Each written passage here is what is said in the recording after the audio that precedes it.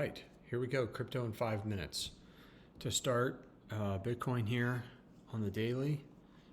Clearly, we're in a downtrend, and in the next few weeks, we should probably come close to setting a low for this cycle. So I think March 25th, 26th, somewhere around there.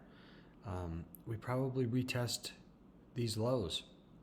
I think what I have here is just an area that I think will be defended quite well by the bulls. Scrolling out to the monthly chart, as you can see, this is an area that has been, this is basically the new floor for Bitcoin. Pardon me. And this is really for the last year. My sense has been that investors have been quite frustrated by the price action in crypto over the last year.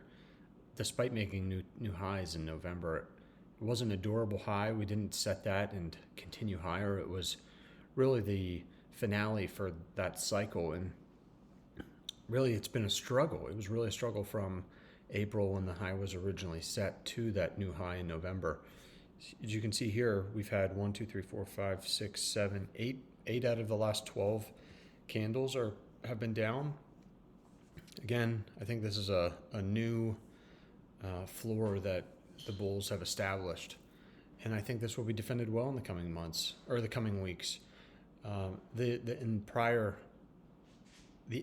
ending of the bear markets historically have coincided with a dramatic sell-off here November 2018 and here January 2015. My sense is that's what many people are speculating will happen. I don't necessarily think that it needs to happen, and we could probably, maybe it does. I mean, maybe a move to 30,000 would be pretty significant. So again, I think it could happen, and this is probably a very viable dip. ETH BTC, this is a trend that has held up well in last year and until recently, and it's broken down. This doesn't exactly portend to a risk-on environment. Quite the opposite. You should be defensive, and the ETH chart really kind of highlights that. As you can see here, maybe this isn't drawn correctly. Maybe we should move this up to this area, and forecast. Not even forecast, but you get a move into this region. It's very much viable. This is a pretty big sell-off. 15, 20, 25. That's got to be 40% move. Yeah, 39%. Man, and that's after what? That would be a 70% drawdown. Could totally happen. I would be a buyer for sure.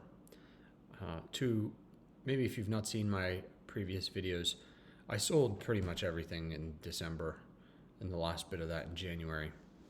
So I'm kind of sitting ready. I moved it into gold. That's been doing quite well. But I would like to move out of that and back into crypto. We'll see. Avalanche has been one of the stronger coins in recent weeks.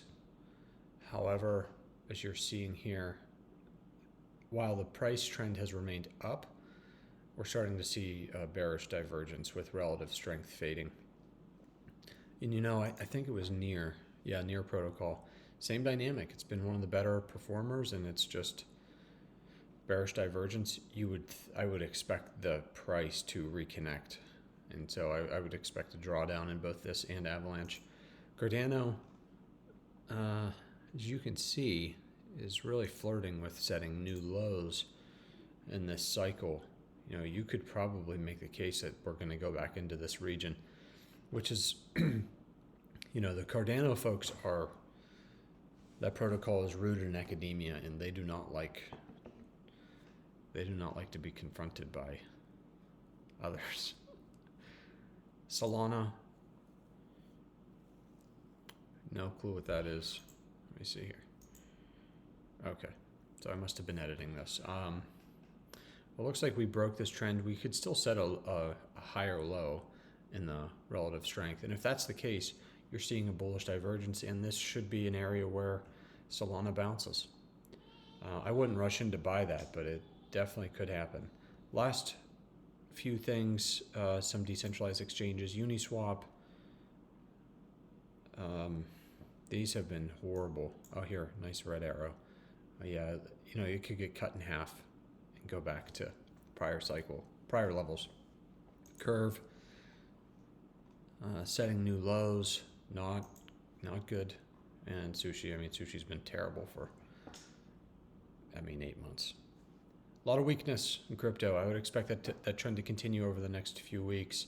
And we'll revisit this. I'll continue to update and make these quick videos. Hope it helps. Have a good day.